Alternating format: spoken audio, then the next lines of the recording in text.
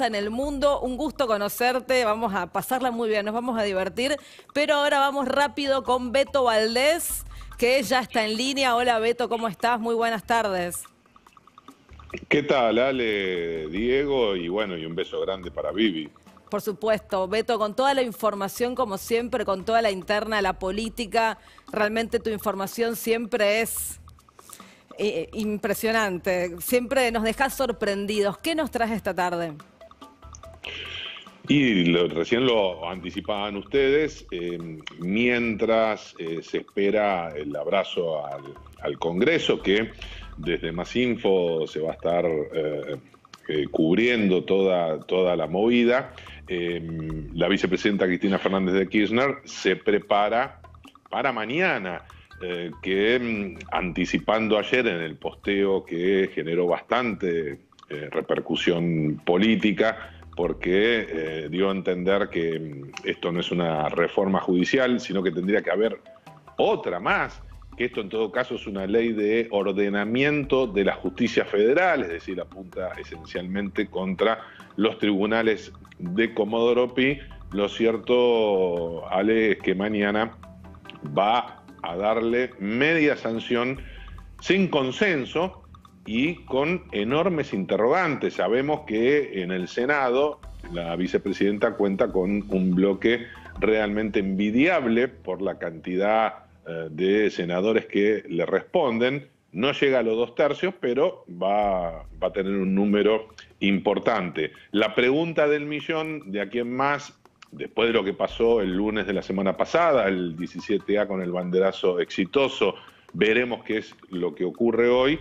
En función de eso, se viene la movida a la Cámara de Diputados, Beto, donde... ¿dónde Sí, eso? Contame cómo es la situación en diputados. ¿Cuántos diputados necesitan y cuántos les falta para poder llegar a tener tener las mayorías para poder aprobar la reforma?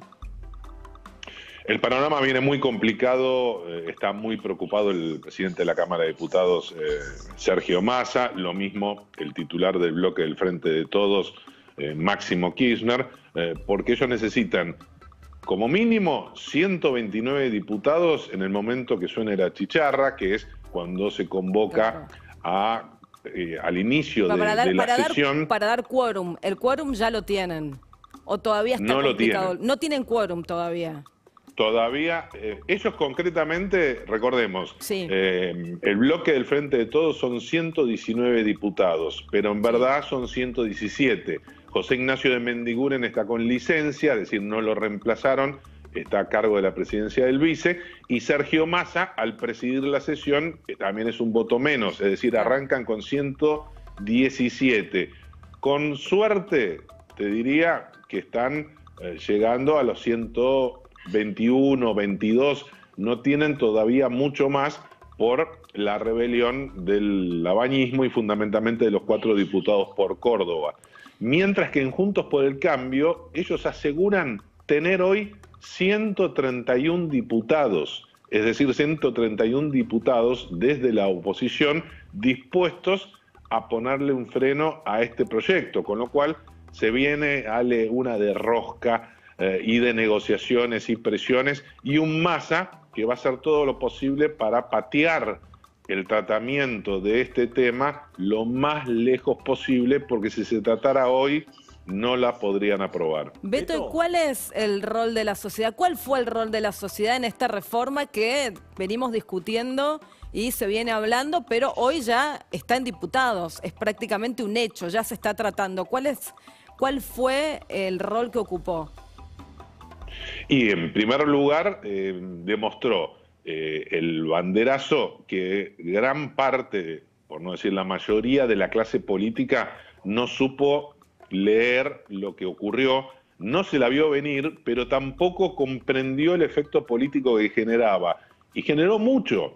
Y de hecho lo hemos visto, que hay muchos diputados que venían votando con el Frente de Todos y que ahora directamente dicen que van a rechazar esta reforma judicial. Fundamentalmente también influyó el impacto negativo que generó la inclusión de la cláusula Parrilli, esta de tratar de presionar a los medios de comunicación a través de la justicia, y también en Córdoba, insisto, los 4 diputados de Schiaretti son decisivos, tanto en la capital como en el interior de ese distrito, que es claramente anti-kirchnerista. La movilización fue muy fuerte y el gobernador se vio obligado a pedirle a sus diputados que dijeran que van a votar en contra y que no van a dar quórum, cosa que venían haciendo desde el 10 de diciembre a la fecha. Todo eso, Ale, Diego, son consecuencias directas del papel, el rol que ha tenido la sociedad en la calle. Beto, por otro lado, el kirchnerismo siempre busca bajarle el precio a la movilización, a lo que se pueda llegar a pasar esta tarde, etc. En caso de que de alguna manera lo logre, ¿pensás que Massa, el kirchnerismo, etcétera, pueden dar vuelta a la situación en algunos días? ¿O esto ya lo ves totalmente muerto en diputados? No, a ver, en política, y mucho menos estando el peronismo y el kirchnerismo, como vos hacías referencia, nada es terminante, nada es imposible.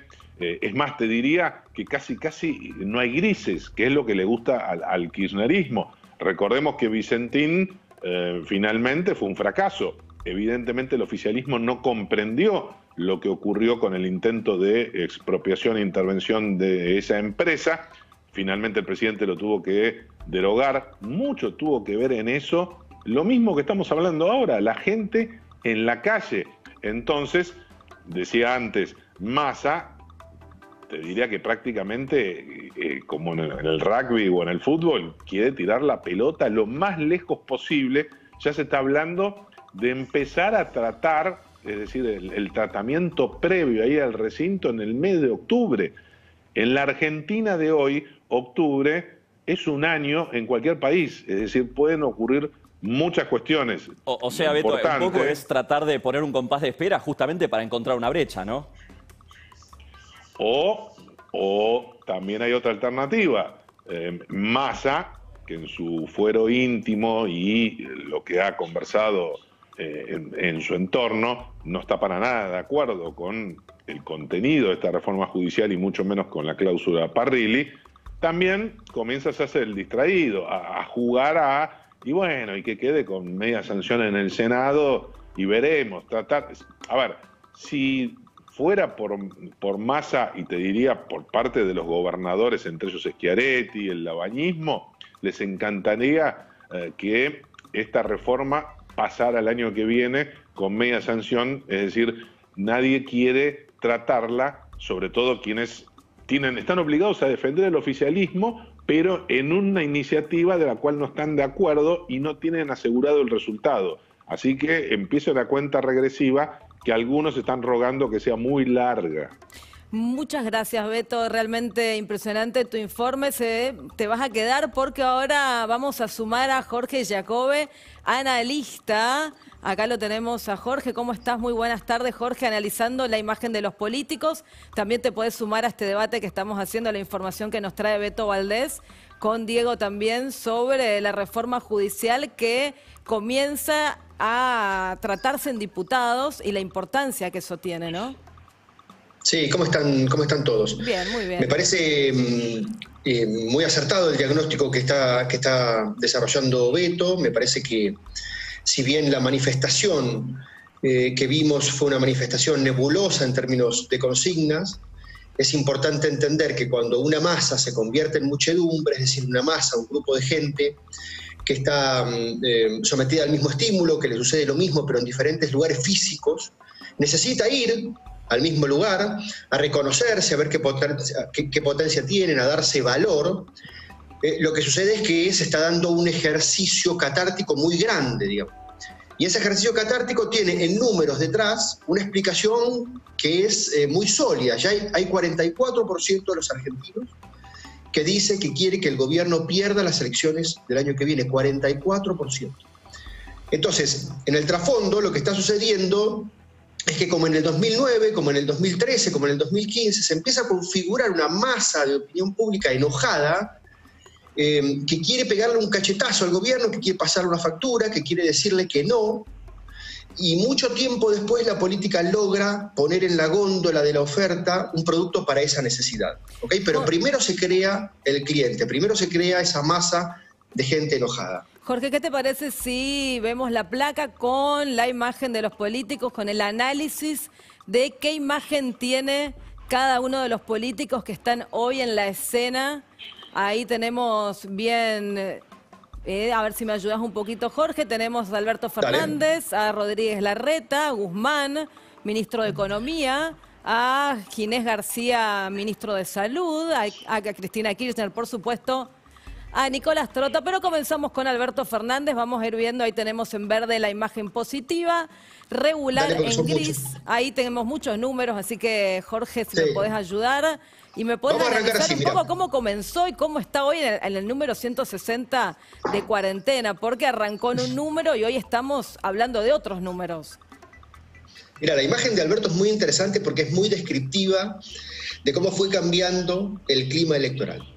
Alberto entró a la pandemia con 37 puntos de imagen positiva y 45 de negativa, que Alejandra es exactamente lo que tiene ahora, pero exactamente calcado, como si se hubiera subido... Es como si hubiera hecho un pico y hubiera vuelto al lugar en el que comenzó. Claro, como si vos te subís a una montaña rusa, que te subís a una estación, a un vagón loco, que de repente te lleva para arriba, te sacude, te revuelve y te lleva a la misma estación. Vos estás a la vuelta en el mismo lugar, pero no estás igual. ¿Ok? Te bajás de la montaña rusa todo despeinado, el corazón se te sale por la boca y te tiemblan las piernas. En este mismo momento está Alberto así. En algún momento, a principios de marzo, esa imagen de 37% saltó a 68%. Saltó casi 30 puntos. Alejandra, en 30 años de Giacobbe y Asociados nosotros vimos un caso como estos una sola vez, es decir, no es algo común. ¿Cuál? Por común. favor, Jorge, ¿en qué caso lo viste? En el Papa Francisco, que de ser Jorge Bergoglio, una persona absolutamente desconocida para la opinión pública, cuando se convirtió en Papa, alcanzó 88 puntos de imagen positiva. Y mirá qué bueno el paralelismo, porque de la misma manera que con Alberto, al año el Papa medía 44, es decir, se había caído a la mitad. Porque se vio envuelto en la grieta local, ¿te acordás que lo invocaron con la foto de la remera de la Cámpora? Acá se discutía si era un Papa peronista o no, si atendía a Macri o a Cristina. Bueno, a lo que voy es a que podemos ver si esto habla solamente del Papa o de Alberto, o podemos ver que hay una sociedad argentina lo suficientemente volátil, lo suficientemente cínica también, como para poner a una persona en un pedestal cuando la necesita, cuando la idealiza, y después soltarle la mano sin ningún problema. Esto es lo que está pasando con los dos. Jorge, justamente algo que estamos viendo, que yo también veo en redes, que volvió el hashtag fuerte que se vayan todos. Me interesaría, desde tu punto de vista, esas conversaciones que siempre tenemos en Twitter, en este momento, ante un hashtag negativo, ante un crecimiento de imágenes negativas, un decaimiento de las positivas de los políticos, etcétera, ¿vos estás mirando más la popularidad o el rechazo de los políticos en este momento? Es una pregunta maravillosa. Usualmente la gente cuando aparecen datos de encuestas en términos de imagen mira la positiva. Y yo creo que hay que mirar más la negativa, porque la negativa habla más del futuro de los políticos que la positiva. ¿Okay? Nosotros sabemos que la positiva a veces tiene picos como el que vimos de Alberto, pero que siempre es al desgaste porque la Argentina se come a cualquiera. El nivel de demanda de la opinión pública se termina comiendo a cualquiera. En términos de negativa, entonces Alberto tiene 45 puntos, la barra roja.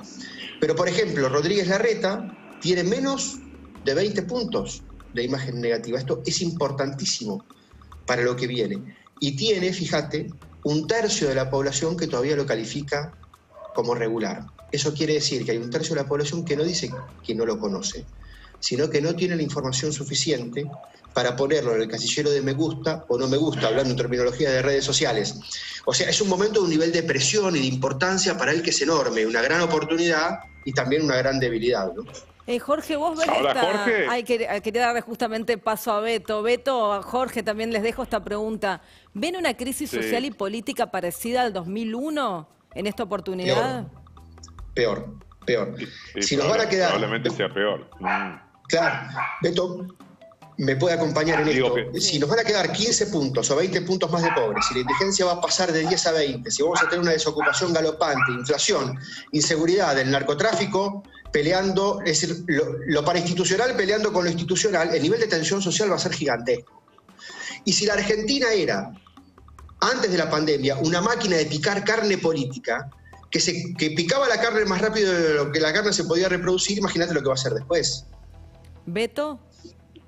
Y sí, coincido con lo que plantea Jorge desde el punto de vista de que es muy probable que en términos políticos sea mucho más complicada que 2001. No sé socialmente porque en esa oportunidad no existían las organizaciones sociales con tanto presupuesto y tanta presencia territorial. Pero claro, todavía no podemos magnificar realmente cuál va a ser la profundidad de la crisis económica. En términos políticos, el dato central es que si acá se repitiera una crisis similar a la del 2001, no zafa nadie en esta oportunidad. ¿Por qué? Porque recordemos que se le endilga la responsabilidad a Fernando de la Rúa y a Domingo Cavallo.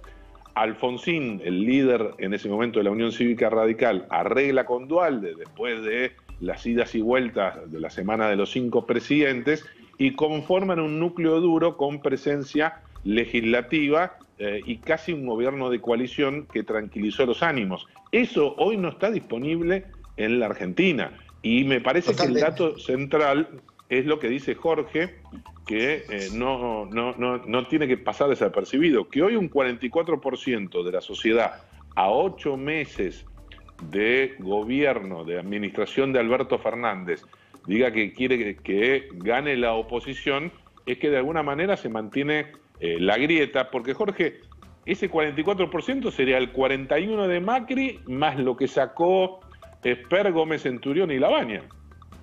Claro, y si yo decía 35 por un lado y 44 por el otro, 35 quiere que el gobierno gane las elecciones, con lo cual fíjate, Beto, que estamos de vuelta en la grieta. De ese 35% podemos esperar manifestaciones en el sentido contrario a la que vimos tranquilamente. También hay un 20% que dice que no le importa quién gana o quién pierda. Ese 20% va a definir. Yo creo que en el 2001, siguiendo tu línea argumentativa, en el 2001 se produjo un quiebre tan grande que los argentinos dejaron en el pasado, dejaron en el siglo anterior, los dos partidos más importantes que eran otra polaridad. ¿Okay? Retiraron al peronismo y retiraron a la Unión Cívica Radical, que nunca más se presentaron en una elección por sí mismos, Beto. Jorge, y aprovecho que hablás justamente del sistema bipartidario que teníamos antes, que hoy ya no lo tenemos, para hablar pero tenemos otro, Alejandra. Claro, ahora tenemos otro, que es Cambiemos. Claro. Claro, por eso quiero analizar la imagen de Horacio Rodríguez Larreta, que lo tenemos ahí en segundo lugar, que lo estuviste analizando y quiero que me des algunos datos sobre qué imagen tiene hoy el jefe de gobierno porteño. Bueno, eso que decíamos, no tiene 37% de imagen positiva, lo mismo que Alberto en términos de positiva, mucho menos negativa, y ese tercio de imagen regular. La oposición, Alejandra, hoy tiene 3 estrategias, no 2, tiene 3 estrategias. La número 1 es la de aquellos que dicen, no saquemos la cabeza, no nos mostremos, quedémonos en el silencio, porque si el kirchnerismo y el peronismo quisieron gobernar este país y les tocó esto, que se coman los cachetazos solos. ¿Okay?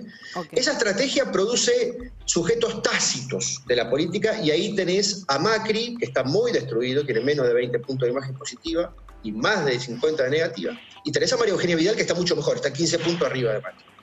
La segunda estrategia es la de aquellos que dicen, como no podemos esconder la cabeza porque estamos a cargo de un ejecutivo, entonces tratemos de mostrarnos afables con el momento para no quedar en el imaginario colectivo como que fuimos una oposición que puso palos en la rueda.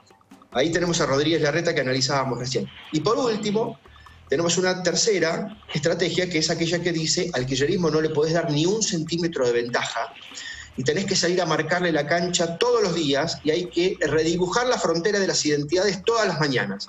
Y ahí tenés a Patricia Bullrich, que también tiene una imagen muy parecida a la de Vidal y quedó como la ministra más valorada de la era Macri. Digamos, de todo ese hundimiento, lo único que de alguna manera se salvó fue Patricia Bullrich. Es llamativo también, como decís, hace muy poquito hoy habló Vidal y volvió un poquito a la escena, porque hace mucho que no se la veía, estuvo callada Vidal todo este tiempo, además de haber dado... Sí.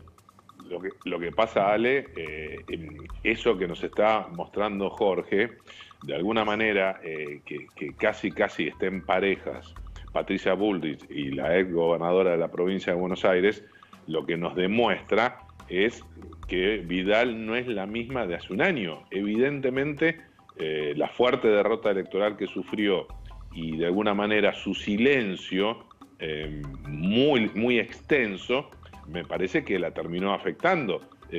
Jorge, hace un año Vidal volaba en tus encuestas y en las de tus colegas. Y en las de todos, claro, porque, a ver, toda esa efervescencia, toda esa esperanza que se depositó, particularmente en Macri y en Vidal, una vez que se rompen esos corazones tiene un costo, Beto. Para Macri tuvo un costo sideralmente mayor que en el de Vidal, pero definitivamente tiene un costo. Ahora, me parece que en esas tres estrategias y esos tres nombres, con los cuales podríamos significar cada una de ellas, me parece que hoy por hoy no necesariamente una tiene que matar a la otra, ni una se tiene que imponer. Me parece que la oposición va a necesitar esas tres figuras y muchas más para poder construir el futuro, de la misma manera que el oficialismo va a necesitar muchas figuras más, porque Alberto se va a terminar desgastando, como todo en la Argentina, porque a Cristina ya no le alcanza para ganar por sí solas. ¿Y después qué viene? Aprovecho, Jorge, para meterte en un nombre que aparece en esta lista, del que se habló muchísimo porque fue el que llevó a cabo el acuerdo por la deuda externa, y ahí lo tenemos a Martín Guzmán, ministro de Economía, donde realmente se ve un repunte de la imagen positiva importante. Bueno, yo te diría que la imagen de Martín Guzmán está como al principio de la gestión. En algún momento, cuando arrancó el desgaste de todos durante la pandemia, se cayó bastante y repuntó tras el acuerdo por la deuda. Ahora, en un ejercicio de otras preguntas que le hicimos a la gente, tratando de comparar cómo creía en enero que estaban gestionando la deuda y cómo creen ahora que se terminó de gestionar la deuda, hay una ganancia de 4 puntos a favor del gobierno. De 4 puntos. O sea, que hay un beneficio de haber acordado con los acreedores de la deuda. Sí, pero mira qué interesante. Sí. Mira qué interesante. Esto lo va a ver en su profundidad bien Beto. Esos 4 puntos de ganancia en esa misma pregunta no se han traducido en imagen positiva para ninguno. Ninguno subió 4 puntos. Alberto sigue bajando.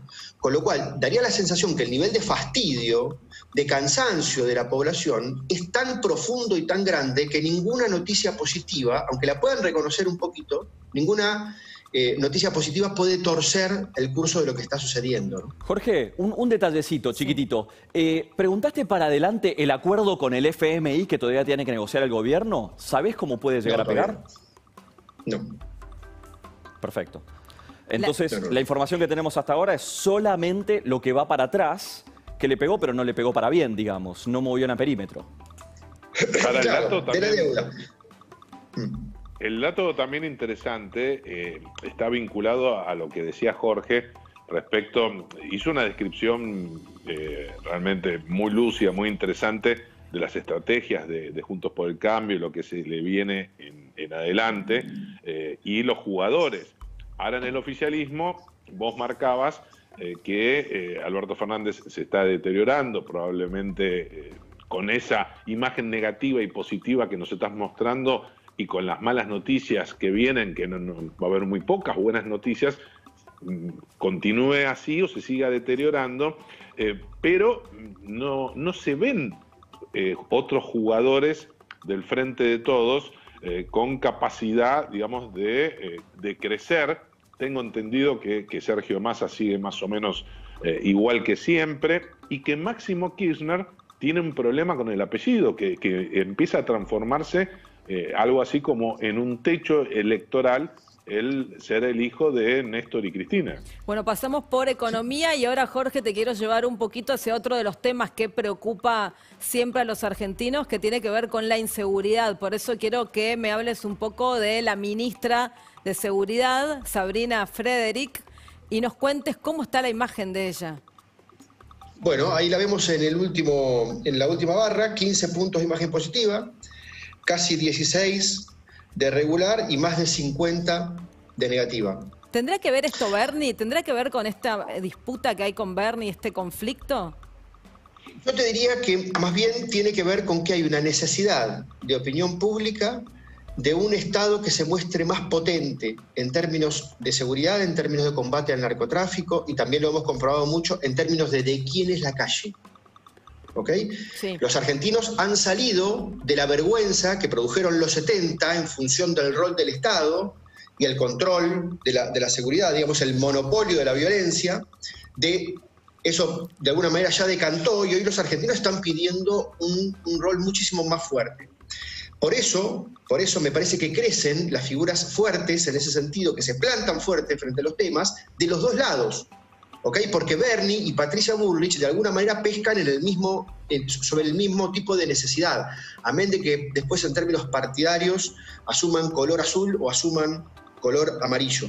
Me parece que la ministra nacional que se planta en otro lugar, en el famoso lugar de que la inseguridad es un problema de los medios de comunicación, digamos, Sí. se planta en un lugar muy blando, paga el costo de posicionarse en ese lugar. Me parece que el discurso, le voy a decir un poco elegantemente, el discurso progre respecto de qué es lo que sucede con la inseguridad tiene cada vez menos adherencia, ¿no? Ahora quiero pasar al gobernador de la provincia de Buenos Aires, a Axel Kicillof, para hablar un poco sobre cómo está su imagen y cómo se está llevando su imagen durante esta pandemia, y tomando en cuenta que, Jorge, los datos son de aproximadamente... ¿Cuándo se hizo este análisis? Mediados de agosto. Esta encuesta que estamos viendo es de mediados de agosto. Perfecto. Claro. Y Axel tiene 26 puntos casi de imagen positiva, 14 de regular y también más de 53 puntos de imagen negativa. Y volviendo a lo que preguntaba Beto, que quedó sin contestar, la imagen de Cristina, la imagen de Kicillof y la imagen de Máximo Kirchner se parecen mucho y pescan en el mismo público. La misma gente que quiere a Cristina quiere a sus subproductos y la misma gente que la odia a sus subproductos. Massa, que lo podríamos pensar en un lugar diferente, también sufre más o menos lo mismo. Con lo cual, al kirchnerismo y al peronismo le está costando mucho más pensar cuáles son sus figuras de renovación hacia futuro. Fíjate lo que pasa con Bernie, digamos, Bernie está mejor que ellos en términos de imagen, pero resulta muy incómodo para el espacio. ¿Por qué? Porque se descuelga solo. Es decir, un espacio como el kirchnerismo, en el poder, es un espacio de un nivel de control muy soviético hacia adentro. Y ellos no quieren que se desarrolle nadie que no pertenezca al plan. Ahora, el plan no está funcionando bien. Jorge, y lo mismo le sucedía a Cambiemos cuando estaba en el poder, que eran más soviéticos que el kirchnerismo todavía. Ahora crecen las figuras porque están desorganizados, pero cuando se organizan es como si se estructuraran y mataran la creatividad de abajo hacia arriba. Jorge, un detalle nomás. Estas Claro, cifras pero que estamos viendo... el dato interesante... Disculpame, Beto, un segundito, un detallecito. Sí, Estas sí, cifras sí. que estamos viendo son a nivel nacional. A nivel PBA, provincia de Buenos Aires, ¿cambia la imagen de Kicillof o mantiene más o menos estos perfiles? No, sube un poco porque la provincia de Buenos Aires y sus conurbanos, sobre todo, no el interior, pero sí la primera sección electoral y la tercera sección electoral, que ambas son un tercio de la provincia de Buenos Aires, son lugares más cálidos para el kirchnerismo, por supuesto. Beto. Claro, y el dato interesante está vinculado a que, sin duda, lo que preguntaba Diego es interesante, porque si el gobernador de la provincia de Buenos Aires tuviera esos números que se expresan a nivel nacional y que me parece que mucho tienen que ver con sus performances agresivas en las conferencias de prensa tripartitas desde que se inició la cuarentena, pero si tuviera eso en la provincia de Buenos Aires estaría en serios problemas. De todas maneras, tengo entendido que su imagen negativa es superior a la positiva y de alguna manera esta especie de mancha venenosa, ¿no? Como que Cristina sigue teniendo una cantidad de adeptos importantes, pero sigue teniendo la capacidad no solo de tener una imagen negativa muy alta, sino de transmitírsela a su propia tropa, a Kicillof es el caso, y también a Máximo, lo cual pone interrogantes respecto a su propio proyecto presidencial. Bueno, ahora pasamos Totalmente. a la siguiente placa. Los invito a sobre cómo manejan la pandemia o cómo creen que manejaron la pandemia los principales referentes políticos ejecutivos de la pandemia: Alberto Fernández, Kicillof y Rodríguez Larreta. Bueno, muy bien. En la primera barra tenemos la calificación respecto de Alberto Fernández en La Nación. Si sumamos el muy bien y el bien, digamos, las dos partes verdes. Estamos más o menos en 42% de aprobación, que fíjate qué interesante, es más que el 37% que tiene Alberto de imagen positiva. Hay por lo menos 5 puntos. O sea que la gente cree que manejó bien la pandemia. Claro, claro. En algún momento era 85. Sí. Hoy es 42. Está bien. Pero de todas formas sigue habiendo 5% de opinión pública que dice: yo Alberto no me lo banco, no me gusta, pero lo está haciendo bien. Es un clúster muy interesante. Digamos, de los que tratamos de entender la sociedad, consideramos que porcentajes de 5% son muy definitorios después cuando vienen las elecciones. ¿No es cierto? Y ahí pasamos... Y lo mismo sucede... Claro, y lo mismo sucede con Kicillof, que tiene 28% de aprobación, digamos, en la suma de las dos barritas verdes, y también con Rodríguez Larreta, que tiene 45 puntos de aprobación. Recordemos, Rodríguez Larreta también tiene 37% de imagen positiva y tiene 45% de aprobación respecto de la gestión del coronavirus. Ahí hay una diferencia ya de 8 puntos a favor de la gestión. Eso en términos de gestión para un político, un gobernante de Cambiemos, que justamente siempre usa la gestión, ¿no?, como impulsor de posicionamiento, de comunicación, etcétera. ¿Es comunicación efectiva o algo más? ¿Pensás que lo puede capitalizar por otro lado? O es lo que se puede, o es la potenciación de sus características, de sus rasgos de identidad. Rodríguez Larreta es un hombre que no enamora como han enamorado los líderes de la Argentina hasta ahora. Esto cada uno lo puede tomar en términos positivos o negativos, dependiendo de cómo lo quiera ver. Me parece que la opinión pública, y hay mucha cuenta de esto, hay mucho estudio al respecto, lo voy a decir sencillamente, como si fuera el administrador de un consorcio de propietarios. Y la gente lo evalúa por si puede arreglar el ascensor o por si puede arreglar los caños del tercero B. No hay ni que celebrarlo, ni vitorearlo, ni hacerle banderas, ni tampoco hay que escupirlo y odiarlo. Simplemente la gente lo evalúa como un buen gestor. Claro, eso es interesante, claro, Jorge, porque en el entorno de Rodríguez Larreta me cuentan que vos sabés que tiene su propio Jaime Durán Barba, que le trabaja en opinión pública, y él le está dando mucha importancia en esta etapa, con su obsesión, como decía Diego, por la gestión, a el término credibilidad. Es decir, comienza a medir la credibilidad de los principales actores políticos, y el dato es que él tiene una credibilidad realmente muy alta, aunque sorpresivamente se vio superado, para él igual no es una mala noticia, por un protagonista realmente que viene teniendo un impacto realmente tremendo, que es el ministro de Salud, Fernán Quirós, que tiene más credibilidad que Rodríguez Larreta en la gente. Y claro, eso también se suma al contraste, porque evidentemente Quirós se ha manejado muy bien y mucho mejor, o nada que ver con Ginés González García y sus desaciertos mediáticos, o la dureza de Daniel Golan, el ministro de Salud de la provincia de Buenos Aires. Bueno, Jorge, sí. Beto, muchísimas gracias. Los despedimos porque llegó el momento ahora de darle comunicación